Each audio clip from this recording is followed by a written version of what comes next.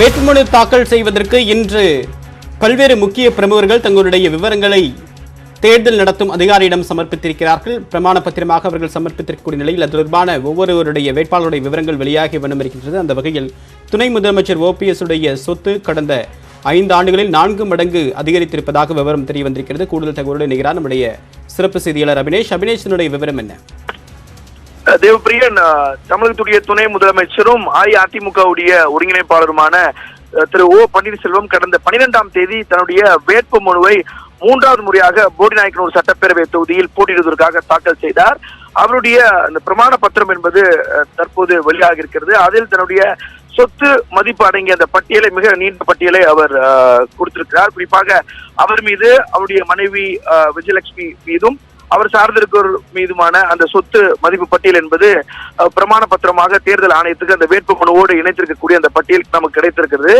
அந்த வகையில் தற்பொழுது, அதாவது 2021ஆம் ஆண்டு அவருடைய சொத்து மதிப்பாக 7,83,00,000 ரூபாய்க்கு அவருடைய சொத்து மதிப்பை காட்டியிருக்கிறார். குறிப்பாக இது அசையும் சொத்து, அசையா சொத்துக்கள், அதே போல கடன்கள், அவர் வைத்திருக்கக்கூடிய 4 சக்கர வாகனங்கள், இவற்றையெல்லாம் சேர்த்து சொத்து மதிப்பாக 7,83,00,000 ரூபாயாக அவர் சொத்து மதிப்பை காட்டியிருக்கிறார். இது கடந்த 2016ஆம் ஆண்டு அவர் வேட்புமனு தாக்கலின் போது தேர்தல் ஆணையத்துக்கு அளித்திருந்த அந்த சொத்து பட்டியலோடு ஒப்பிடும் பொழுது சுமார் 411 மடங்கு அதிகமாக இருக்கிறது. குறிப்பாக 2016ஆம் ஆண்டு அவருடைய மொத்த சொத்து மதிப்பு என்பது 1,53,00,000 இருந்ததாக அவர் தெரிவித்திருக்கிறார் பிரமாண பத்திரத்துல.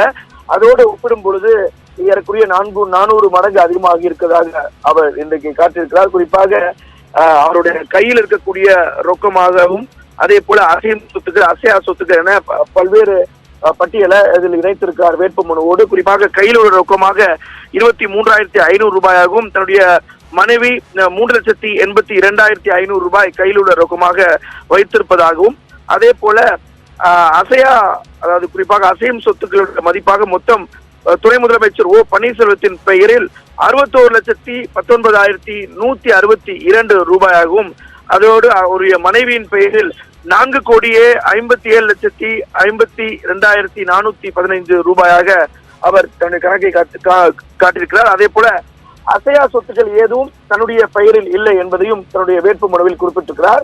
வேளாண்மை நிலம், நில கட்டிடங்கள், வீடு, இது போன்ற அசையா சொத்துக்கள் எதுவும் அவருடைய பெயரில் இல்லை.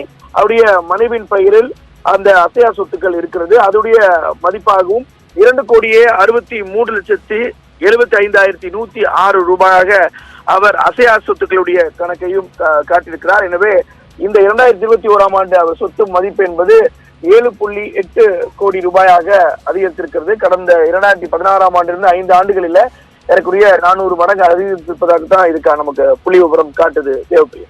அபினேஷ், உங்களுடைய விரிவான தகவலுக்கு நன்றி அபினேஷ்.